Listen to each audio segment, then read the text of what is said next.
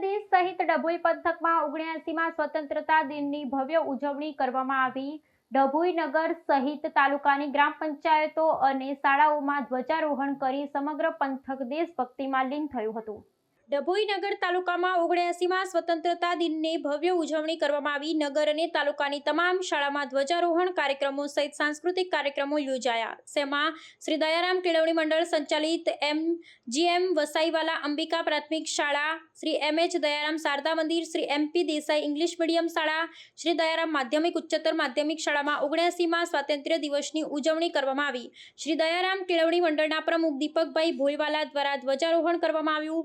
આ કાર્યક્રમમાં દયારામ સ્કૂલના પ્રમુખ દીપકભાઈ ભોયવાલા, ટ્રસ્ટી મંડળના સભ્ય, સ્કૂલના એડમિનિસ્ટ્રેટર, આચાર્ય શ્રી, શિક્ષકગણ વગેરે ઉપસ્થિત રહ્યા હતા।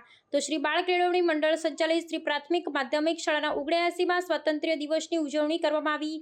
પ્રમુખ અતુલભાઈ ગાંધી દ્વારા ધ્વજ ફરકાવવામાં આવ્યો। તમામ ટ્રસ્ટી મંડળના સભ્યો, પ્રિન્સિપાલ, શિક્ષકગણ તથા બાળકો હાજર રહ્યા હતા। તો નવપદ સ્કૂલ ખાતે આચાર્ય દિલીપભાઈ પટેલ દ્વારા ધ્વજારોહણ કરવામાં આવ્યું।